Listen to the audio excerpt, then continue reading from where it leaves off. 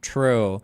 Trump is surrounded by these billionaires, celebrities, politicians, etc., and that is good. Harris gets supported by similar types, and it's Hollywood or the deep state, or Zuckerberg is going to use Facebook to help Harris's government, whereas Musk should head a new department. That is true. It is funny that Elon Musk is literally, by the way, a full-throated propagandist right now.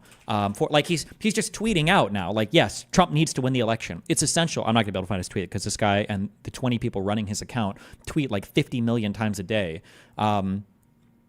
Like, he's literally retweeting libs of doxing. Jesus. Like, retweeting all of these blatant, huge supporting messages for Donald Trump. And he owns the platform. Are you, just curious, if you create a new account on X, are you automatically subscribed to Elon Musk?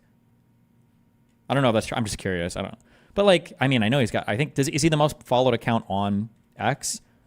Like, the fact that he's just blatantly in favor of Trump and he just spam promotes it all the time is so blatant. And then you're like, oh, this guy should be part of a new government admin. For the US, for the world, Trump must win. Yes, this is so gross. Holy shit, so disgusting. Oh my God.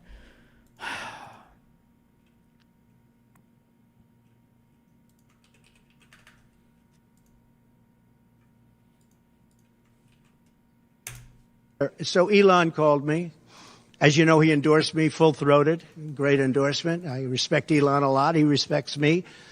And not easy for him to endorse. Do you think it would not be good to have a department to investigate administrative inefficiency? It seems like that good kind of thing could go. No, we already have Office of Accountabilities that are, that's what OAG, these exist for every major department. They already exist. The problem is what happens is people will say this thing. They always say, like, we're going to go line by line through the code. We're going to go line by line. Nothing ever comes of any of this ever.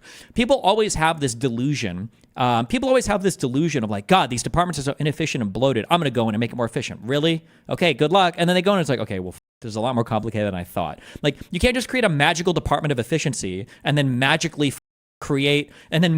make it so that now everything is like running better. Like, no offense, or actually, I'm sorry, take offense. Elon Musk can't even manage Twitter. He can't manage one company that he bought. Why the f I imagine him to be able to manage the government?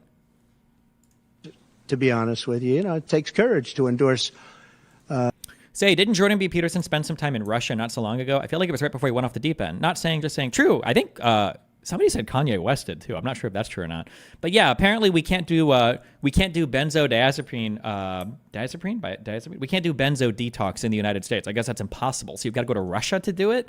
It's retarded. Many people have courage and many people don't. He does have courage. And Elon endorsed me, and he asked me whether or not I'd do a show on Monday, and I think it's going to be Monday night. And I believe he's the host of the show, so it'll be very interesting. A lot of people are talking about it. I look forward to it. That'll be... For me, the other thing that I've seen really switch that's really been positive for me is that Trump doesn't take any bullshit at all anymore. He's on the attack. Do you think he'll say that? He's so unhinged now. Trump has pulled a lot of hyper-powerful people together around him. Mm-hmm. Who? What? Wait, who's he going to list? Musk, Tulsi Gabbard, Vivek Ramaswamy, Robert F. Kennedy, most of whom would have been Democrats in anything approximating a sane and normal world. Okay. By the way, this is who conservatives in the United States right now listen to, and they're like, this guy is really smart. This guy, most conservatives in the United States have an incredibly favorable opinion of Jordan Peterson, and I think he's an intellectual. I think he's very, very, very smart. He has a very good handle on things. He's very smart, very good analysis of the current U.S. political climate. And so, you see, my sense is that somebody whose narcissistic impulses are out of control, because Trump is a Oh, but it's okay. It's okay that so there's going to be another minor critique. He might have narcissistic impulses, but he's smart enough to surround himself with good people that can pull him back from the brink to make sure that that narcissism is channeled in a positive way so that he knows if he wants to do things that are good for him, he has to do things that are good for America. Flamboyant and dominating character who likes the public light. So you think, well, does he tilt too far in the narcissistic direction? It's like, well, why would he share the spotlight with the rest of this crew? And the other thing that we should consider is that, look, man, I would vote for Trump if for no other reason than Musk himself has already agreed to head something like a Department of Governmental Efficiency in the U.S. It's like, okay, enough said. And then Kennedy. Oh, yeah, creating another department in the government is going to save the government even more money. Wow, great idea. is bringing the public health crisis into the political realm. And both those two things are revolutionary. I would also say Ramaswamy seems to be. Go ahead. Ramaswamy is a very smart guy as well. I completely agree with you. Thanks for your question. Says, I was just wondering how much the Kremlin is paying Kim Iverson for her efforts to try to split the vote in favor of Trump. Oh, here we go with Russiagate, huh? Oh, yeah, loads of money. I'm becoming a millionaire as we speak. Well, to be fair, you did receive some money from a Syrian-funded foundation, right, for some of the work that you've done. Yeah. There were, I don't know if they were funded by Syria. That was something that some investigative journalists said, that these people were somehow connected to Syria. You don't know? You don't know about the source of money you've received? You wouldn't be interested to find out? You wouldn't do more research there? I won an award that was gifted to many of us independent journalists, and I was never told why I won the award, like for which coverage in particular. And I was never told. When is this from? 4 years ago. There was a Syrian org that was like giving a bunch of money and shit to people. And yeah, she was one of the people that received it for her wonderful work denying all the Syrian atrocities. That was it. I was never said, they never influenced or said anything. I literally don't know for which coverage.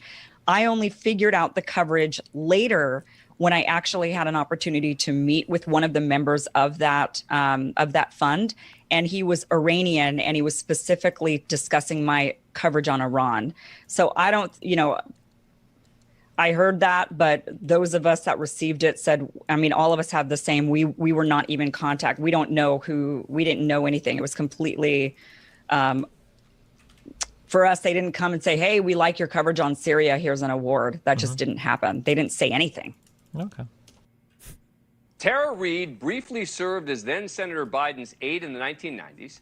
She claimed that Biden pinned her to a wall in a Senate building, reached under her clothing, and with his president flatly denied her allegations. And as much as the New York Times tried to verify the claim in 2020, they couldn't. No former Biden staff members could corroborate any details of Reade's account. Even people she named denied that she ever reported the incident. Friends and family she cited as corroboration, far from definitive. But then, after being out of the headlines for years, Reade popped up in a press conference on Tuesday in Moscow.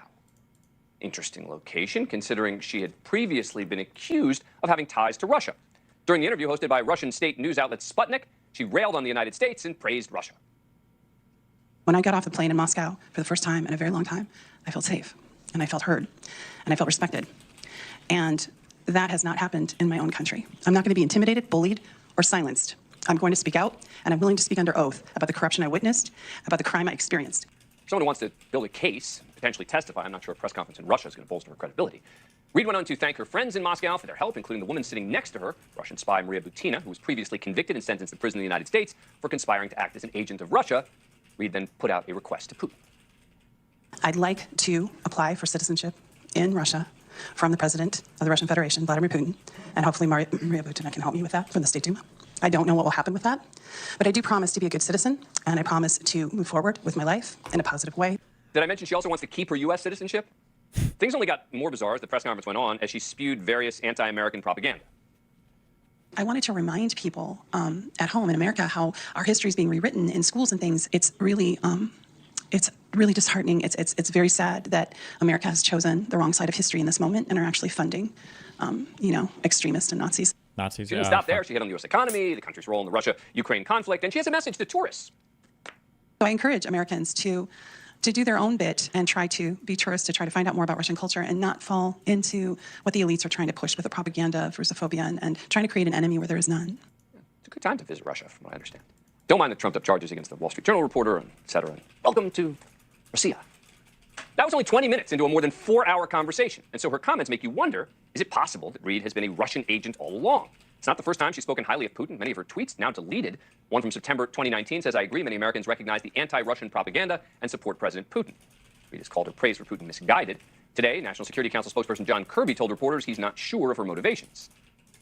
Again, I would let this prospective Russian citizen speak for her intentions and motivation, but whether this particular move by this particular individual is some sort of Russian information op or propaganda campaign, I just don't know.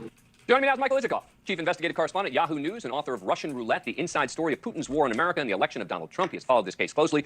Before I get into some specifics... Every single thing right-wingers say about Jewish people is actually what Russians are doing. True, actually. This is bananas.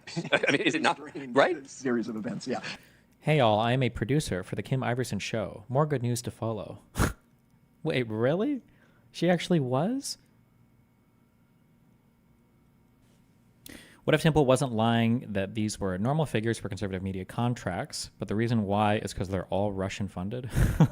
True. I appreciate that, Destiny. All right, bye. Remember to hit that like and subscribe, and don't forget the notification bell so that my videos show up right in your feed.